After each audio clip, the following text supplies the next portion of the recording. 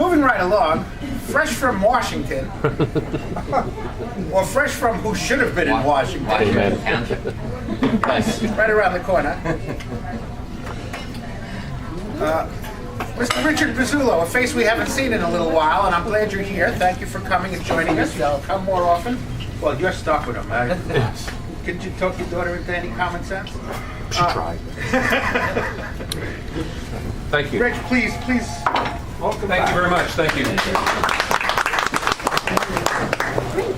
I appreciate the opportunity to speak today. Would have helped 3 weeks ago. That's true. No, because this is really my holiday. I mean, those of you who know me understand that there's a lot of other holidays in the season that we all get kind of excited about. But this one, this particular holiday, it's not called the 4th of July, it's called what? Independence Day. Is there a bracha for it? That for me, Bizarre, I guess. that for me is the most exciting holiday in the entire calendar. Now, and it's interesting that we use a word like holiday when we're supposed to have a separation between church and state. And one of the handouts I gave you describes the origin of the word holiday derives from holy day.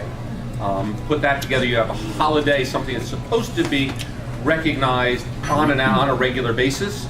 And some of our holidays are based in, well, myths that talk about great gifts. There's a celebration of Passover where I think it's the gift of life as the angel of death was passing through the community, which is also interjected with independence and freedom that came shortly after the Passover. And that's a story that's lasted through the generations of a great gift. We celebrate Hanukkah, which was a miracle that oil lasted so long. That was a great gift.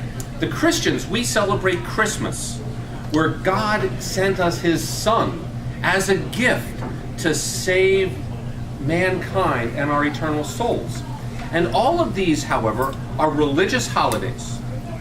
And we're told that these are myths. Nobody can back them up with any proof. They may or may not have happened. There's an entire world, for every person that believes these myths, there's a huge population that calls them myths. But this holiday, the holiday we celebrate today, where our forefathers gave us a gift, is not disputed.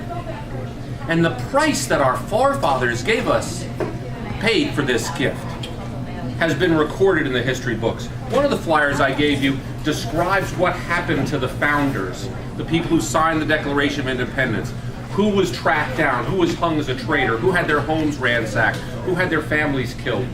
The history of the price that was paid by our forefathers is overwhelming and it's irrefutable.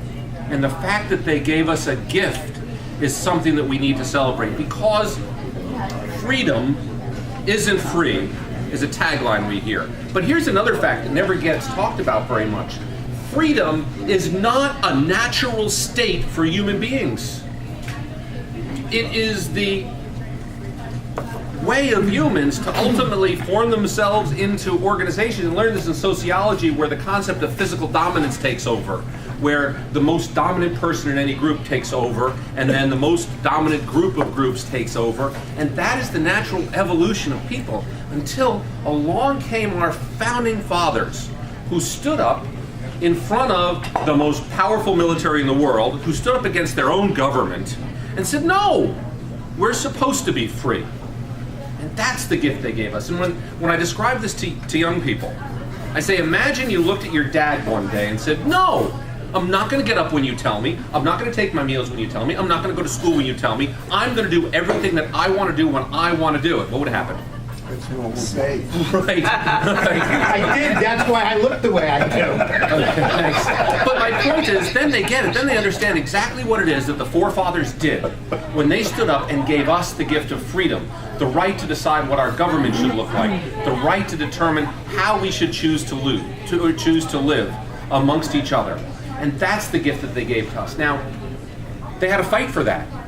And first thing they did after they won that revolution, which took years, was a tremendous amount of pain.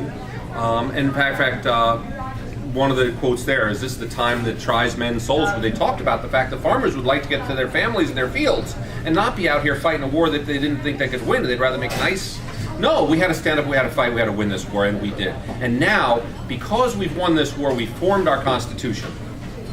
And we formed our government.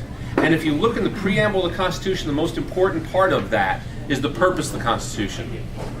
And there's a lot of things in there, right? Everybody remember what's in there, right? For a more perfect union, right? That kind of thing. And how about this one? And to secure the blessings of liberty unto the people and their posterity. That's why we have a Constitution. That's why we formed a government. And that's why we take the time and trouble each and every year to remind our families what Independence Day is. So this holiday, I'm asking everyone here to treat it like your other holidays. Sit the young people down and ask them the questions. Do you understand what it means to be free? Do you know the price that people had to pay that we could be free? Because we did not get freedom in our DNA, as Ronald Reagan said. It has to be protected and passed on. And the price of this liberty is eternal vigilance. What we need to do is make sure that our young people understand we have to watch our government, participate in our government, participate in our freedom, or we will in fact lose it. Lincoln talked about the fear that the government of the people, by the people, and for the people might actually perish from the face of the earth, and he was convinced it would not. If we don't do our jobs, if we don't educate our children, if we don't live as though we treasure this celestial object towards freedom, called freedom, then we run the same risk today. So that's what I'm asking everybody to do today, is celebrate Independence Day, but while you're celebrating, encourage your friends to understand freedom is a precious gift. We're delighted to have it, and we're committed to preserving it. Thank you very much.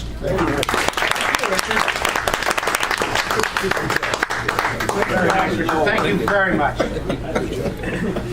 The problem we have in this country, well, it's not a problem, but people don't realize because they take for granted the freedom we have. Because until you spend some time outside of the country, you don't realize what this country is. Well, that's the purpose that Jefferson said we should make this holiday the grandest celebration. And this is the one where we crank out the fireworks. This is the one where everything comes to a halt. This is the one where everybody participates. All the other holidays you can pick and choose, right? Some people take Christmas, some people don't. But this one, this is ours. And this is the one that we have to make sure everybody understands why we have it and why we have to remember it. Yes, ma'am. I'm sorry. I had a Chinese student living with me for a couple of years. The first thing that he said after he'd been in school for about 2 weeks is, "You can say whatever you want here." He was astounded that we could criticize our politicians or talk about what the government was doing. Because in China, they're not allowed to even criticize anybody. Everybody hates us, but And everybody for wants to the come. other students Yeah. in the Right. class, it was an awakening for them. But it's a right we're rapidly losing if we don't protect it. The right to say what you want to say is being taken away. You know, you've had a little bit too much to think, is what you're being told. Rich, we'd love Yes, sir. to see you at a few more Friday mornings. You bring a lot to the table, and we miss you. Well, thank you. Thank you very much. Good job.